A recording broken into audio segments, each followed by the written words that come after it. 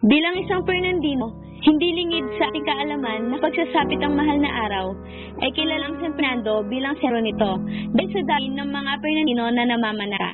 Kaya naisipan namin na magtanong sa iba't ibang tao kung ano nga ba pa sa kanila ang panata at ano ang opinion nila tungkol dito. Narito ang kanilang ibinahagi. Tayo yung friend nga po na pinagkakasya.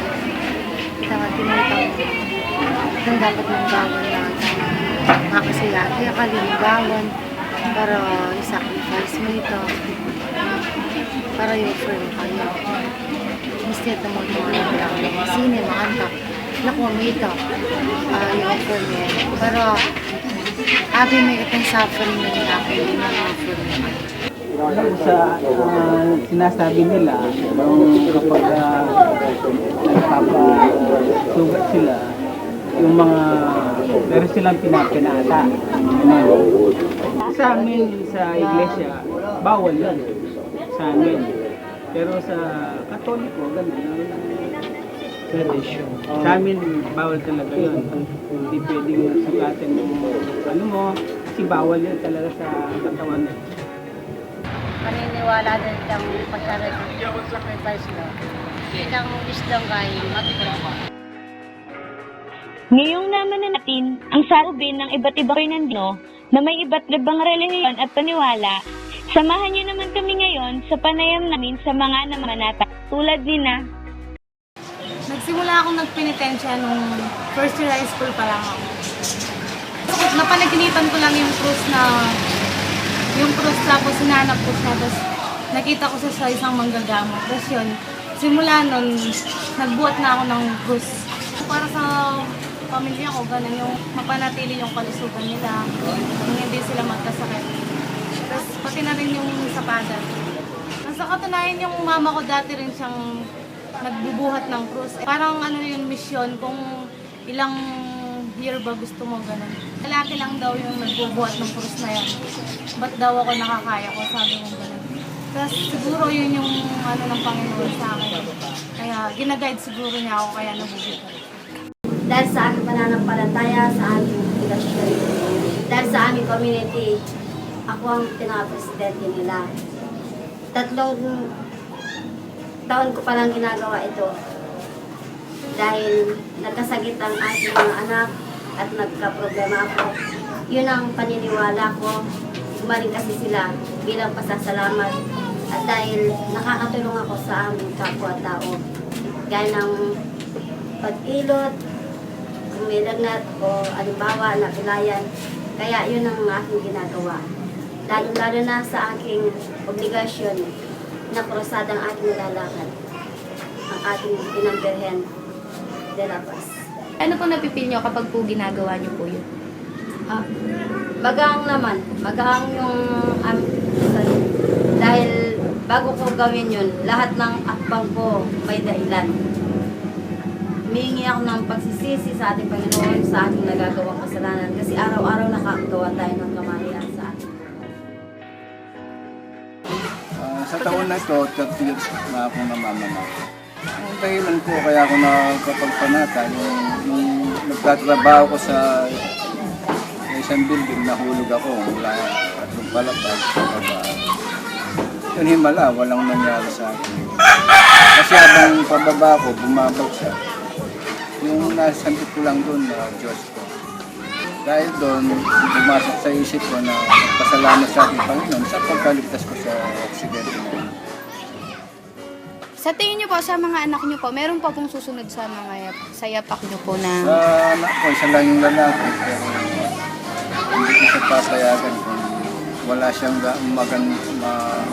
mahalagang dahilan para siya ay magpapakain. Nakikita nyo naman po, yung ibang kabataan po, di ba ngayon, parang pong ginagawa na lang po kasi nilang biro yung pamamanata. Ano pong masasabi nyo po sa kanila? Kasi yung mga kabataan ngayon, iba na yung isip nila. Merong namamanata, inom muna bago magpanata. Alam niyo ba na lahat ng mga kasabay ko sa pagpapako sa cross, kung siyam kami, 3 lang yung hindi nakainom. Alis lahat. Ilang taon ka nang nagpe-penitensya? 4 years. Kailan ka nag-start mag-penitensya? April 3, 2012. Ilang taon na po kayo nung nag-start kayo magpinitensya? 14 years old. Bakit ka nagpipinitensya? Para mabawasan ang aking kasalanan. Nung una pa, nagpapabayad ka? Hindi. Kailan kayo unang nagpabayad? Pagkalipas ng 2 buwan, Magkano po yung binabayad mo na sa inyo? 2,000. Saan yung ginagamit yung perang binabayad nila? Pagtulong sa aking kapatid at pamilya. Tulad po ng ano? Sa paggastos sa bahay. Ilan taon ka nang nagpipinitensya? 13. Bakit ka nagpipinitensya? Dahil may sakit ng nanay ko. Nung una ba, nagpapabayad ka? Hindi ba? Kailan ka unang nagpabayad? 2014. Bakit ka nagpabayad? Dahil sa mga influensya ng mga barkada ko. Magkano binabayad nila sa'yo? 500. Saan nyo dinadala yung pera? Pinag-iinom namin. Ginagawa ko po itong pamamanata dahil nagkasakit yung nanay ko. Unang nagpanata yung kuya ko, 2013. Then, nag-stop siya kasi nag-shift siya ng religion. Kaya ako nagtuloy sa panata ng kuya ko. Balak ko rin nun eh. 2 years na ako namamanata since 2014. Ngayon, this coming year, magpapanata ulit ako para sa mama ko. Ginagawa ko to lahat para sa kanya.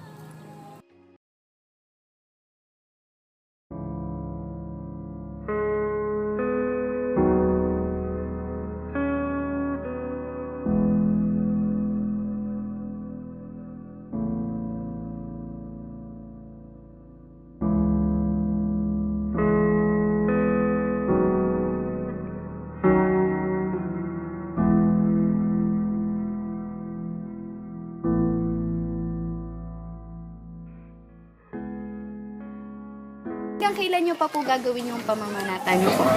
Noon nasabi ko na hanggang makakaya ko. Pero ngayon dahil sa 55 years old na ako, nararamdaman ko na yung bigat ng krus, saka yung sakit sa pagpapa ko. Humahanap na ako ng kapalit ko. Kailangan yung kapalit ko. Lagi siyang mabuting pagkatao. Yung sabi po ng iba, yung iba daw po nagpapapako sa krus, may bayad daw po. Totoo daw po ba Oo, yun? mayroong bayan. Kagaya kanina, yung pumunta kanina, nagpapag-usap na sa akin. Nagpapakuha sa akin ng tao. Sabi ko, pwede na po kung makakausap ko siya. Merong presyo doon, binibigay, 3,000. Yung dalawang kasama niya, 2,000. Yung dito sa Putol, ay malas mo lang kasi dito sa Putol walang bayad. Pero ano pong masasabi nyo po sa ibang mamamanata? Kung mamamanata man po sila, ano po dapat yung loob nila? Yung mga bagong sibol ngayon na namamanata, mayroon kayong magandang dahilan. Pagpatuloy nyo lang mamanata kayo sa mga pamilya, sa kalusugan. Ganun, kaya lang, huwag kayong umiinom bago kayo mamanata. Para yung dugo lumabas, hindi alas. Dahil sa ating napanood, napagtanto natin na may iba't ibang dahilan ang mga namamanata. Personal dahilan, may dahilan sa pamilya at iba pa. Hindi na natin sila masisisi at mahuhusgahan dahil meron rin silang sariling dahilan at iyan ay kanilang misyon na dapat nating ilalang.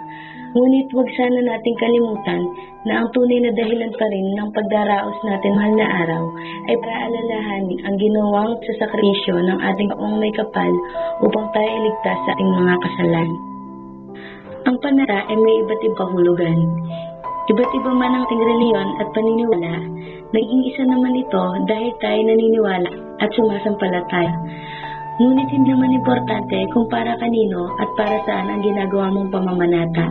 Ang mahalaga, ginagawa mo ito ng bukal sa iyong puso, para sa iyong pamilya at para sa mga taong importante sa buhay mo.